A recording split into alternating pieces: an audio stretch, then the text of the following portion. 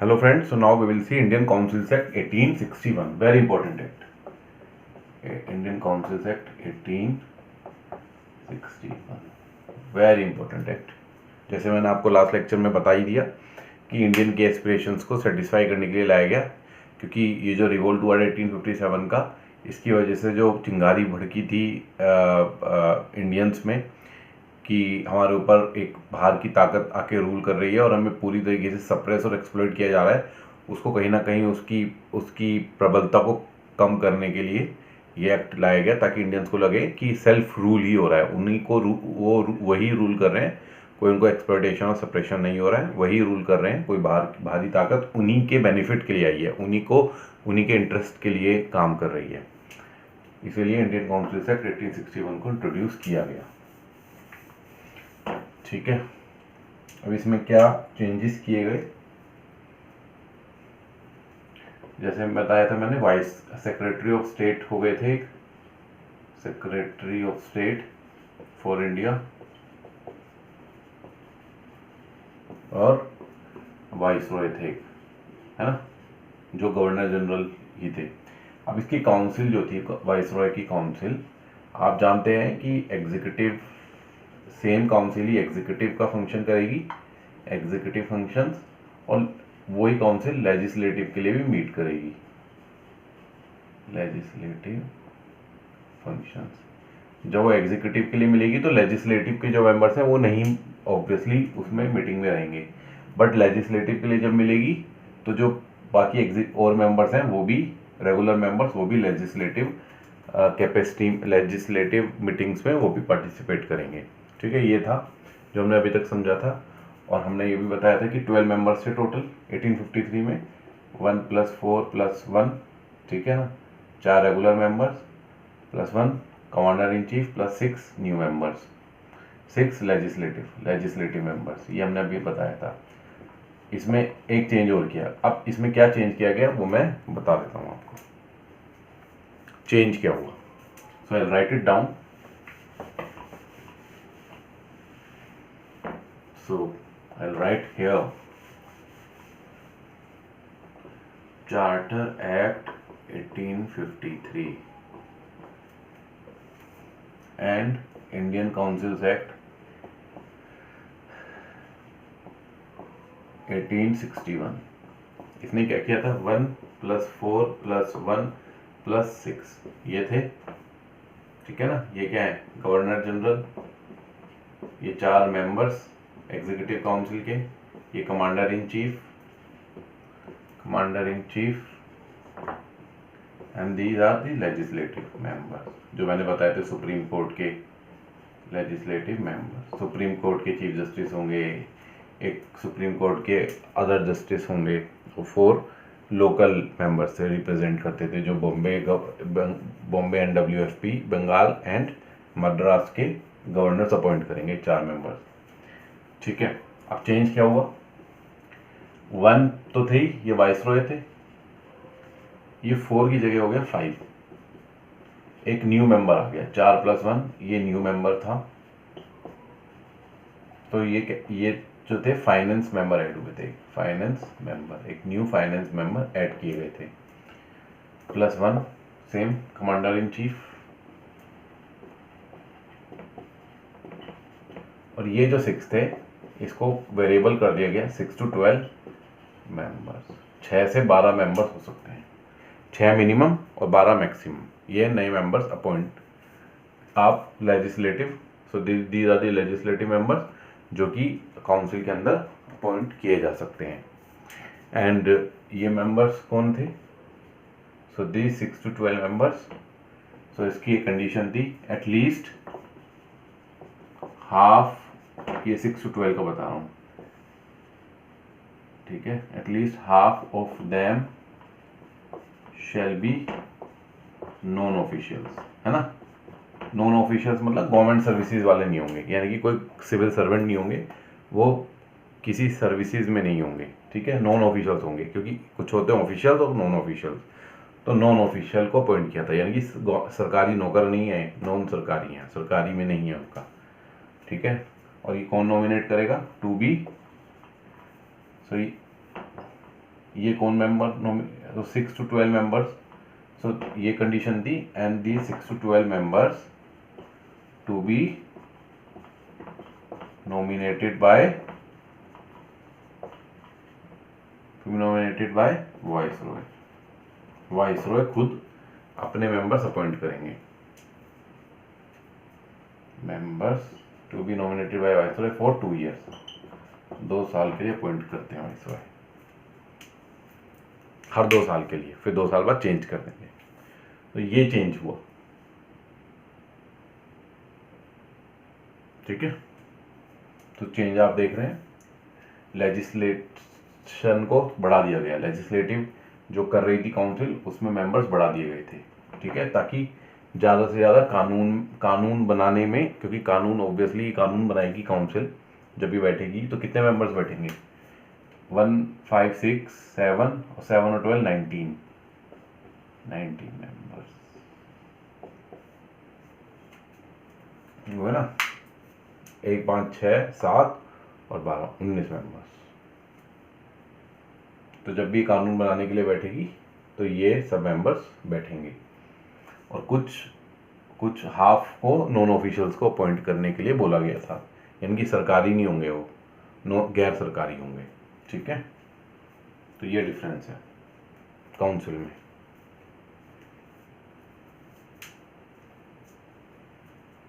And ये जो सब मेंबर्स थे, ये जो लेजिस्लेटिव के लिए जो मेंबर्स अपॉइंट किए थे 6 से 12, कितने भी हो सकते हैं, बेस्ड ऑन दी वाइसरॉय पे डिपेंड करता है। तो ये they can debate on the various bill pay debate कर सकते हैं ये लोग, ठीक है, and vote also obviously, and similarly they can debate on the budget also. Budget जब पास होगा तो ये डिबेट कर सकते हैं सब लोग। बजट का जो लेजिस्लेशन इंट्रोड्यूस किया जाएगा, तो जब लेजिस्लेटिव कैपेसिटी में जब ये बैठेगी एग्जीक्यूटिव ये काउंसिल, तो जब बजट पास होगा तो these 6 to 12 members they can debate. ये तो सरकारी है ही है, ये तो सरकारी है सब लोग, this is viceroy, this is सरकारी, इसमें से हाफ जो थे वो गैर सरकारी थे। अब तो अगर आप देखेंगे तो 1, 5, 6, 7, तो 7 तो सरकारी है ही है, और इसमें से आधे गैर सरकारी हैं और आधे सरकारी हैं, ठीक है। मान लीजिए 12 में से 6 सरकारी, तो 13 यानी कि सरकारी थे और 6 गैर सरकारी। तो मेजोरिटी किसकी है, सरकारी की मेजोरिटी है, ठीक है। तो इस एक्ट ने मेजोरिटी अभी भी सरकारी की थी, यानी government has the majority, official majority थी, नॉन ऑफिशियल की माइनॉरिटी थी, and these members can only discuss on the budget. ये बजट के ऊपर डिस्कस कर सकते थे, ये बजट के ऊपर वोट नहीं कर सकते थे। दे can not vote, they can not put questions, ये क्वेश्चंस पुट अप नहीं कर सकते थे, सप्लीमेंट्री क्वेश्चंस नहीं कर सकते थे, दे can not put question, they can only debate in the council में, केवल ये डिबेट कर सकते थे, ठीक है, क्वेश्चंस पुट अप नहीं कर सकते थे टू दी गवर्नमेंट, ठीक है। उसके अलावा क्या चेंजेस थे,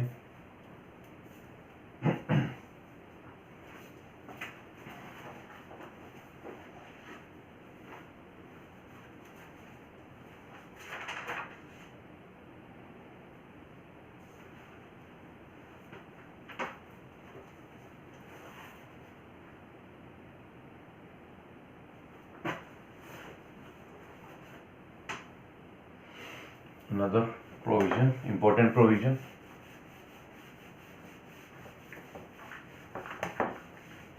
what is the other important provision,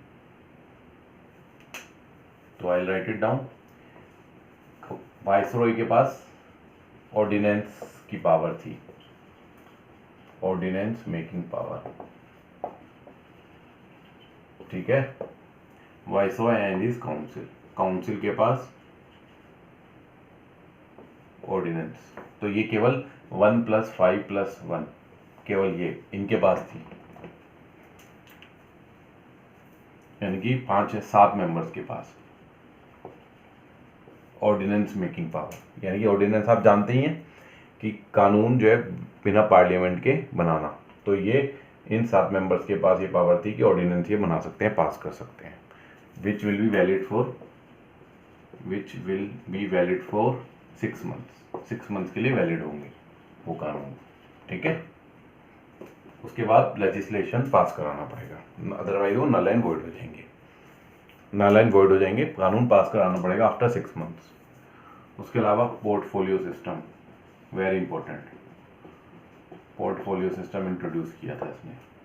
आप जानते हैं कि 1+5+1 मेंबर्स थे, तो ये क्या था 5, इन 5 को विभाग का बंटवारा कर दिया, और ये थे कमांडर इन चीफ, इन 5 को विभागों का पोर्टफोलियो दे दिया, मतलब हर मेंबर को एक डिपार्टमेंट के साथ एसोसिएट कर दिया, जैसे एक लॉ के होंगे, एक कानून के लॉ के हो गए, एक फाइनेंस मेंबर हो गए, फाइनेंस, ठीक है।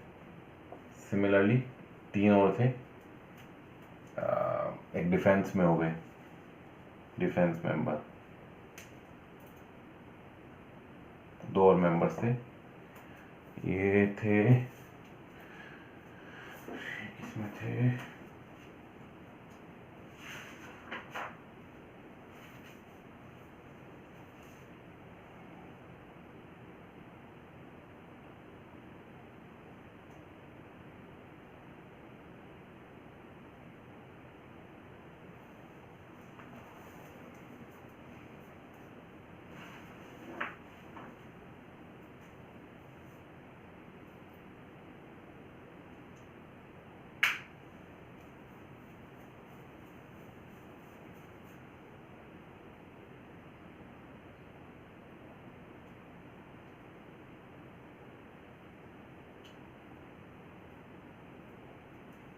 ठीक है। तो ये मैं देख कर बता दूंगा ये किस किस काम के लिए थे, बट इनको एक पोर्टफोलियो दे दिया गया था, ठीक है। तो portfolio system was introduced by this Indian council act 1861। उसके अलावा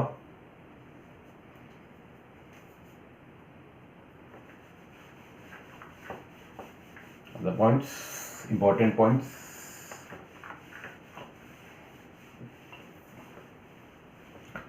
मैंने आपको भी ये बताया था कि 6 to 12 मेंबर्स ये नॉमिनेट कर सकते थे, 6 to 12 मेंबर्स जो लेजिस्लेटिव के लिए हैं वो वाइसरॉय नॉमिनेट करेंगे, और एटलीस्ट हाफ ऑफ देम उसमें नॉन ऑफिशियल्स होंगे। तो वाइसरॉय के पास ये भी पावर थी कि जो नॉन ऑफिशियल्स होंगे तो उसमें ये इंडियंस अपॉइंट कर सकते हैं, Indians can be appointed as by viceroy as non official in council में अपॉइंट कर सकते थे, किसमें, लेजिस्लेटिव काउंसिल में, जो लेजिस्लेटिव काउंसिल थी इनकी, ठीक है। इंडियंस कैन बी, सो इस प्रोविजन को यूज करते हुए 3 इंडियंस वर अपॉइंटेड, है ना।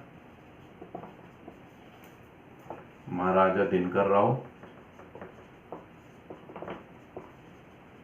और you can say sir Dinkar Rao, Maharaja of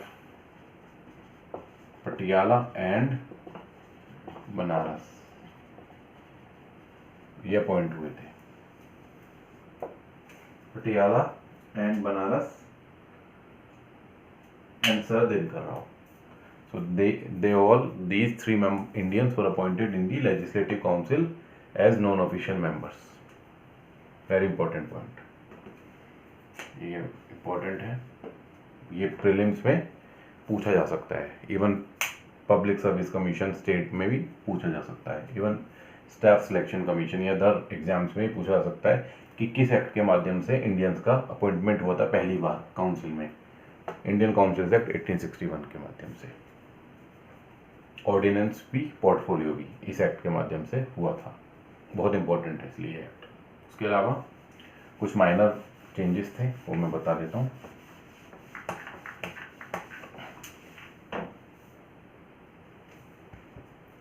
high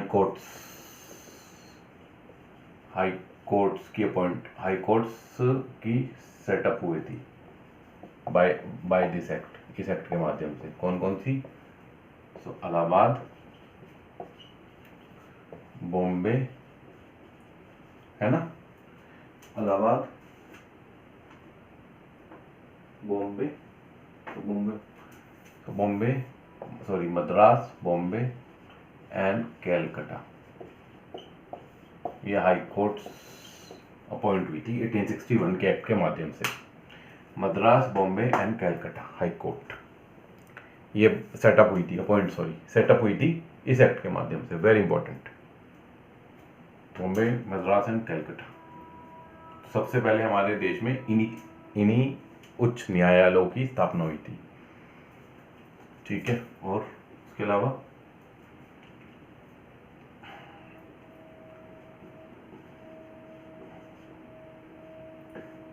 जो पहले कोर्ट ऑफ डायरेक्टर्स के पास जो अधिकार थे नई प्रोविंसेस को क्रिएट करने का, वो वाइसरॉय के पास शिफ्ट हो गया था। New provinces can be, provinces या प्रेसिडेंसीज कैन बी क्रिएट कर सकते थे। ऑल्टरेशन ऑफ बाउंड्रीज को ऑल्टरेशन कर सकते थे, ठीक है ना, या फिर और अपॉइंटमेंट ऑफ लेफ्टिनेंट गवर्नर की अपॉइंटमेंट कर सकते थे in the presidencies, lieutenant governor in the presidencies, ये कर सकते थे, ये वाइसरॉय कर सकते थे, जो पहले कोर्ट ऑफ डायरेक्टर्स के पास थे। इस एक्ट में वाइसरॉय को ये अधिकार दे दिया गया था, क्योंकि 1858 में कोर्ट ऑफ डायरेक्टर्स अबोलिश कर दिए गए थे, ठीक है। Very important point.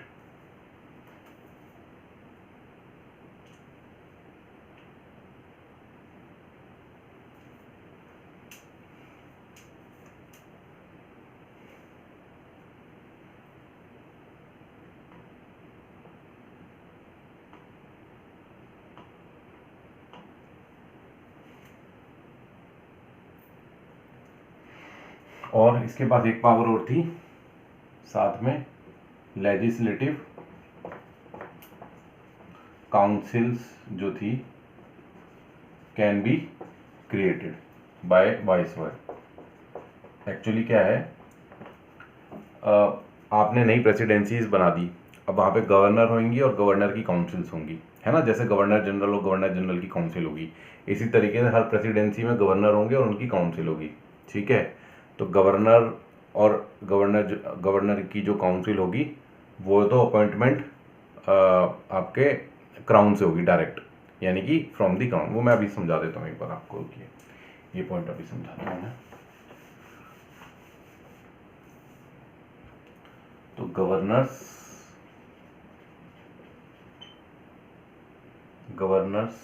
Appointment of governors and his council,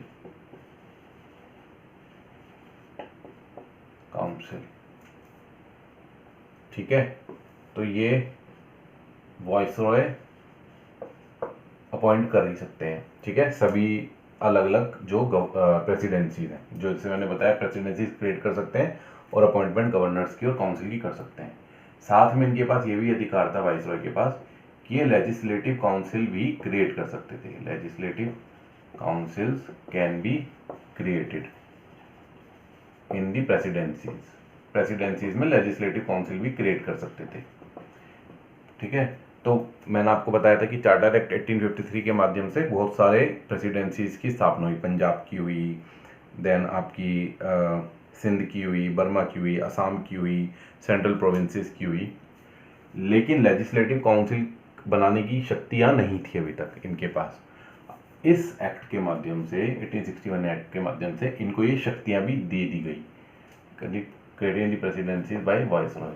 और तो इसके माध्यम से कहाँ लेजिस्लेटिव काउंसिल्स क्रिएट हुई? पंजाब में हुई। सो पंजाब में लेजिस्लेटिव काउंसिल क्रिएट हुई,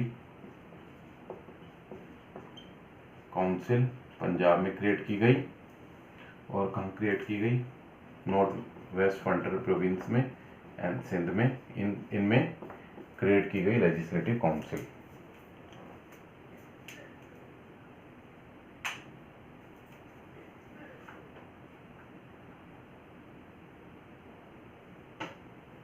ठीक है, लेजिस्लेटिव काउंसिल्स क्रिएट हुई। तो इस एक्ट ने गवर्नर्स को, वाइसरॉय को लेजिस्लेटिव काउंसिल क्रिएशन की भी पावर्स दे दी। ठीक है, ये नोट डाउन कर लीजिए, इंपॉर्टेंट है ये।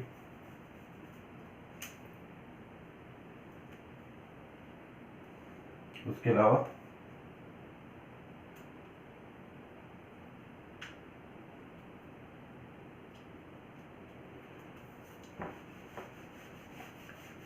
मैंने आपको बताया था कि चार्टर एक्ट 1833 ने लेजिस्लेटिव पावर्स छीन ली थी लोकल प्रेसिडेंसी से। So we already know that charter act 1833 has taken away the power of legislation from local presidencies, Bombay and Madras, है ना, बॉम्बे एंड मद्रास से छीन ली थी। So but Indian councils act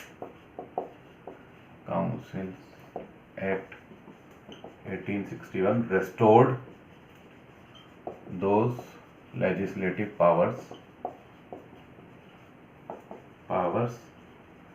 to governor and his council। तो कौन कौन से, for Bombay and Madras, Bombay and Madras के लिए केवल इसने रिस्टोर कर दी थी लेजिस्लेटिव पावर। और बाकी जो प्रेसिडेंसीज और क्रिएट हुई थी उसका मैंने अभी बताया कि लेजिस्लेटिव काउंसिल ऑब्वियसली उसमें भी स्थापना करने की प्रोविजनिंग कर दी गई थी। तो legislative functions and executive function separate कर दिए गए थे, लेकिन इस एक्ट ने इनकी, क्योंकि लेजिस्लेटिव काउंसिल्स ऑलरेडी क्रिएटेड, इनकी लेजिस्लेटिव ऑलरेडी पहले ये लेजिस्लेटिव फंक्शंस ऑलरेडी करते थे ये प्रेसिडेंसीज, तो इस एक्ट ने क्या किया, उनकी जो लेजिस्लेटिव पावर्स थी वो रिस्टोर कर दी उनको। यानी कि क्या किया इसने, legislative, executive and legislative functions local presidencies में भी अलग कर दिए, कि केवल अभी तक बॉम्बे एंड मद्रास में किए गए थे। फिर सब्सिक्वेंटली इस एक्ट ने लेजिस्लेटिव काउंसिल्स की ताकत दे दी थी वाइसरॉय को, इस एक्ट ने, कि वो क्रिएट कर सकते हैं। तो पंजाब में, सिंध में, NWFP में कुछ टाइम बाद, जैसे 1870 में, 1890s में, एक्चुअल पीरियड टाइम मैं आपको बता दूंगा नेक्स्ट लेक्चर में, बट इस एक्ट ने क्या किया, उनको वो ताकत दे दी। तो लेजिस्लेटिव, लेकिन अभी तक वहाँ पे नहीं थी काउंसिल्स, बट इस एक्ट ने मद्रास एंड बॉम्बे के गवर्नर्स को ये ताकत दे दी और काउंसिल को, कि वो लेजिस्लेटिव फंक्शंस अलग से उनके लेजिस्लेटिव हो सकते हैं। So they can do their legislative functions also the council of the governor general. तो एक लेजिस्लेटिव काउंसिल उनकी रिस्टोर कर दी गई पावर्स। तो लेजिस्लेटिव काउंसिल बना दी गई जिसमें मिनिमम 4 मेंबर्स होंगे एंड मैक्सिमम 8 मेंबर्स होंगे। इसने प्रोविजनिंग की कि जो लेजिस्लेटिव काउंसिल होगी किसकी, स्टेट प्रेसिडेंसीज की, उसमें 4 मेंबर्स होंगे और मिनिमम और 8 होंगे। जो सेंट्रल लेजिस्लेटिव काउंसिल थी उसमें 6 मिनिमम एंड 12 मैक्सिमम, इसमें 4 मिनिमम एंड 8 मैक्सिमम। ठीक है, ये and who will appoint this, governor will appoint. तो गवर्नर ही अपॉइंट करेंगे, जहाँ के गवर्नर होंगे वो अपॉइंट करेंगे, मिनिमम 4 और मैक्सिमम 8। बॉम्बे एंड मद्रास को इसने रिस्टोर कर दी ये पावर्स।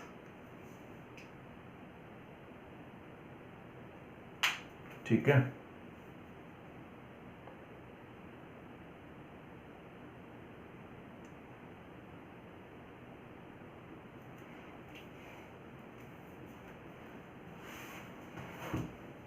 ठीक है। Any other point, I will check it if there any other point which is left.